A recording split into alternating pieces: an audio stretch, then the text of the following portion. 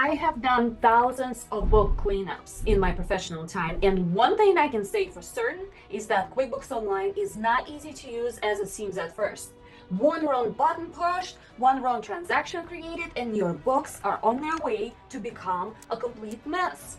And when the books are not trustworthy to provide you the information you need to make good business decisions, you can find yourself in trouble real fast. And I'm going to say it just one time in this video. If you feel like you don't have time or capacity to learn how to use QuickBooks Online and you need a reliable help so you can see your numbers and understand them, you gotta reach out to me. Schedule a call, link in the description, and let's see if we could be a good fit working together. Part 1, accounts payable and accounts receivable. I will start with the juicy one. If you don't understand how to play with accounts payable and receivable, you have to go learn it in detail or hire help. Those go out of hand faster than you can say accounts receivable. Example, invoice entered with incorrect numbers, then paid by partial payment, then not matched to the deposit, but deposit is recorded. Just a simple situation would create inflated sales, undeposited funds, balance on your accounts receivable, discrepancies on your reconciliations, incorrect reports for your business and your projects. Not good. Same thing with the bills that you input. Second part is mismanaging transactions. That's a huge one. Transactions are lifeblood of your accounting records, and mishandling them can throw your books into a disarray fast. Here are common transaction-related mistakes you gotta avoid. First, duplicate transactions. Inputting the same transaction multiple times can inflate your income or expenses and distort your financial reports. Always double check for duplicates before saving transactions. See if the bill has been already created before recording an expense. See if there are mistakes in the invoice before throwing a deposit into sales. Another mistake, ignoring bank reconciliations.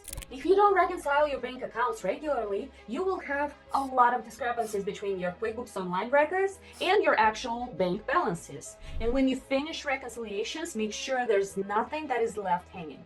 Make reconciliations a monthly habit for accuracy. Third one, misclassifying expenses. I should have put that one as a number one. Incorrectly categorizing expenses can really screw up your profit and loss statement and your balance sheet. And I am not talking about your regular office expenses and marketing. Of course, it is easy to record those. But when you start getting into miscategorizing loan transactions, such as failing to record the principal and interest portions correctly, you gotta know the true financial obligations of your business. Or misclassifying asset purchases. Incorrectly categorizing purchases like trucks, equipment, that can impact your balance sheet and depreciation schedules.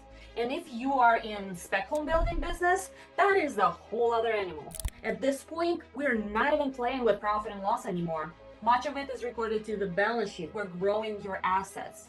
And in construction, you have irregular fluctuations of expenses versus revenue, depending on how and when you get paid and what your contract is, and if you are fixed price or cost plus. All that has to be accounted for properly so your earnings are not inflated or your expenses are. Neglecting to record accruals and deferrals, such as accrued expenses or prepaid income, that can result in misstated financial performance and inaccurate financial ratios. Another mistake is failing reconciling payroll liabilities. My most unfavorite. Payroll liabilities between taxes, benefits, and withholdings and job costing of your labor hours. You should be reconciling regularly to ensure all of this accounted for properly and for tax regulations, so you don't have to pay penalties and fines and have audit issues. Why is it most unfavorite for me? Because it requires a lot of supporting documentation, and if we go back a year or more, it's hard to gather everything. And as I'm sure you know, the government is usually in no rush to help. Another part of creating a mess in your books that I wanted to mention is neglecting proper setup. The foundation of accurate bookkeeping in QuickBooks Online, it really lies on proper setup. One of the biggest mistakes that I see being made is that the basic setup didn't reflect the business structure and financial reporting needs, especially if we're talking about setting up a construction company with markup, billables, progress invoicing, cost codes, and so much more. Think about your chart of accounts. Step 1, you need to separate your direct costs from your overhead. Step 2, Get rid of all the unnecessary accounts that came as a default. Do not overcomplicate things by making it too detailed. Step 3, if you plan on using QuickBooks Online Plus and not Advanced, you need to make sure that you have your cost codes mapped out correctly to your accounts so you can still pull up your budget versus actual.